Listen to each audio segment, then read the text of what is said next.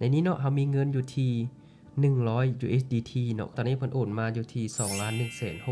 2,164,000เนาะตอนนี้เนาะหมายติ๊กตัวนี้แสดงว่าการขายเหรียญแม่นสำเร็จเป็นที่เรียบร้อยแล้วเนาะ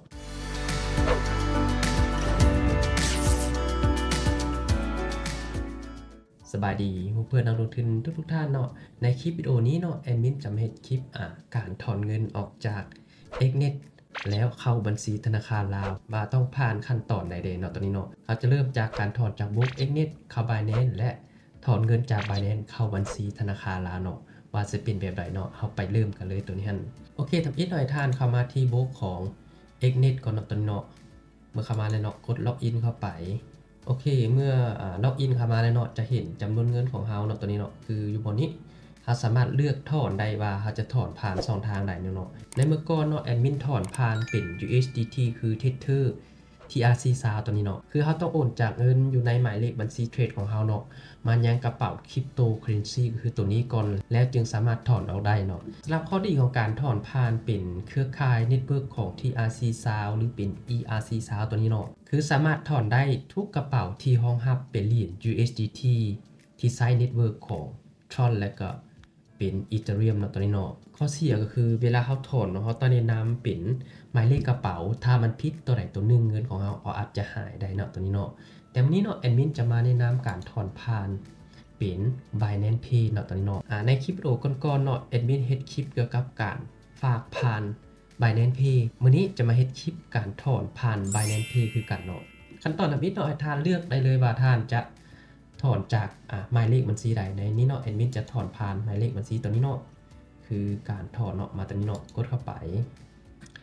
ในคอมและในโทรศัพท์ก็จะคล้ายคือกันเนาะตัวนี้เนาะให้มาที่บอนี้เนาะ Binance Pay ตัวนี้เนาะกดเข้าไปในนี้เนาะเรามีเงินอยู่ที่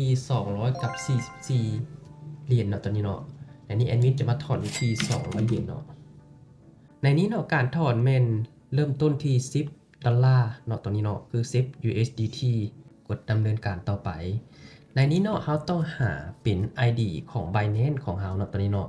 ให้มาในเวอร์ชันของ Desktop ก่อนคือตัวนี้มันจะอยู่บนนี้เนาะคือเป็น User ID ของเราตัวนี้เนาะหรือว่าเข้ามาบนนี้ก็ได้บนหมายเลขเห็นรูปคนตัวนี้มาบน Dashboard หรือเป็นบน Account ตัวนี้ก็จะเห็นเป็นหมายเลข ID ของเราก็คือตัวนี้เนาะ46138320ตัวนี้เนาะและในโทรศัพท์เนาะที่จะซอกหา ID เนาะให้มาบนเจมี3ขีดตัวนี้เนาะกดเข้าไปในนี้จะเห็นเป็นหมายเลข ID ของเราก็คือ46138320ตัวนี้เนาะนี่ก็คือเป็น ID Binance ของเราเนาะตัวนี้เนาะหลังจากนั้นเอาหมายเลข ID ตัวนี้เนาะไปวางไว้บนนี้เนาะกดวางเข้าไปให้กดหมายเลข ID ตัวนี้ดีๆเพราะว่าถ้าเราโอนผิด ID เนาะมันก็จะเข้าไปบัญชี Binance ของผู้อื่นตัวนี้ให้กดดีๆให้ระวังเนาะกดทุกตัวเลยตัวนี้คือเป็น46138320หรือ46138320เนาะเห็นว่าทุกอย่างถูกต้องเลยเนาะกดดำเนินการต่อไปได้เลยในนี้เนาะทาง Xnet จะให้กดสอบอีกทีนึงเนาะตัวนี้เนาะวิธีชำระเงินเนาะคือเป็น Binance Pay เนาะถอนไปยัง Binance ID ก็คือตัวนี้เนาะ46138320หมายเลขเทรดแมน40550166ตัวนี้เนาะค่าธรรมเนียมจะบ่มีเนาะเป็นฟรีเลยตัวนี้เนาะเมื่อกดเห็นมาทุกอย่างถูกต้องเรียบร้อยเนาะกดดำเนินการต่อไปได้เลยในนี้เนาะให้กดมา Send Text to Messenger ตัวนี้ก็คือ Xnet จะส่งหมายเลข OTP ไปยังหมายเลขโทรศัพท์ของเราเนาะกดดำเนินการต่อไปได้เลยในนี้เนาะให้กรอกหมายเลข OTP ที่ทาง Xnet ส่งไปยังหมายเลขโทรศัพท์ของเราเนาะ275419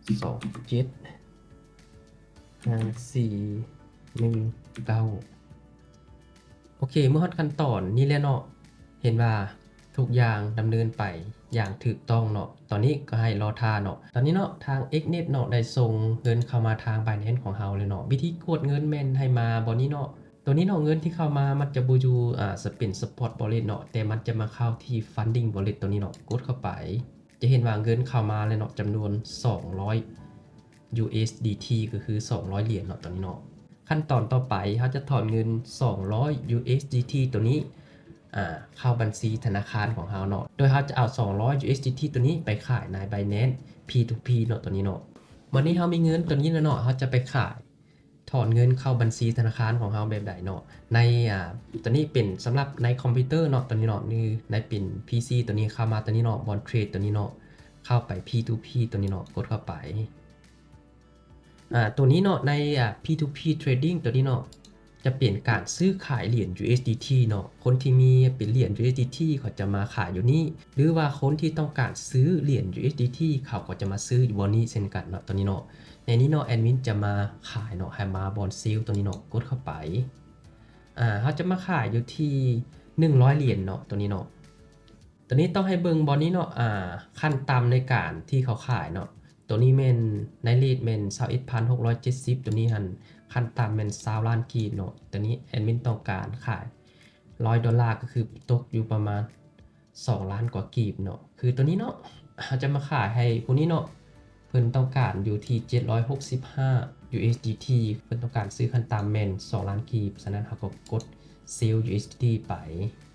ในนี้เนาะเราต้องกรอกจำนวนเงินที่เราต้องการขายนะคือ100 USDT เนาะตัวนี้เนาะจะได้เงินอยู่ที่2ล้าน164,617 กีบเนาะ2ทางในการ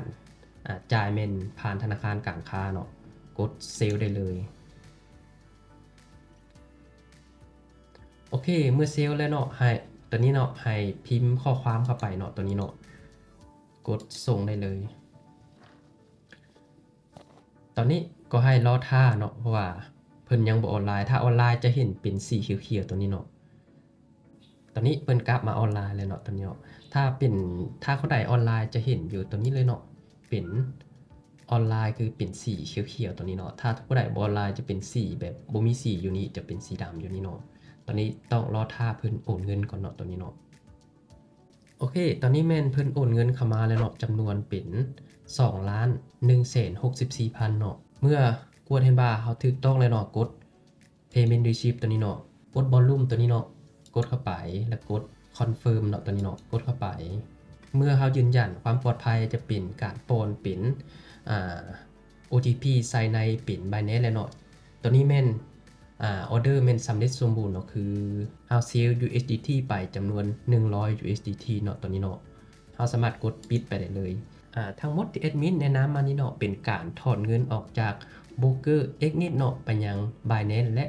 ขายเหรียญใน Binance เอาเงินเข้าบัญชีธนาคารของเราเนาะตัวนี้เนาะคำเตือนเนาะทุกๆการลงทุนมีความเสี่ยงท่านต้องศึกษาความรู้ก่อนการลงทุนลงเงินเนาะตัวนี้เนาะและสำหรับท่านใดที่ยังบ่เข้าใจขั้นตอนไหนเนาะสามารถทักมาหาแอดมินดังที่เบอร์ที่ขึ้นในหน้าจอปัจจุบันนี้ได้เลยเนาะหรือว่าท่านใดเนาะมีความสนใจเนาะอยากเข้ามาเป็นกลุ่ม Discord มาแลกเปลี่ยนความรู้ก็สามารถทัก WhatsApp เข้ามาขอลิงก์เข้าเป็นห้องเทรดของแอดมินได้เนาะตัวนี้เนาะเป็นทาง Discord เนาะคือเป็นห้องแจ้งเตือน Signal ก็คือแจ้งเตือนการเทรดนี่แหละคือแอดมินจะเทรดเฉพาะตอนเช้าเนาะก็คือเป็นตัวนี้เนาะเป็นประมาณนี้เนาะและท่านใดที่ต้องการเข้ากลุ่มเนาะสามารถทักหาแอดมินได้เนาะแอดมินจะส่งลิงก์ให้เนาะตัวนี้เนาะ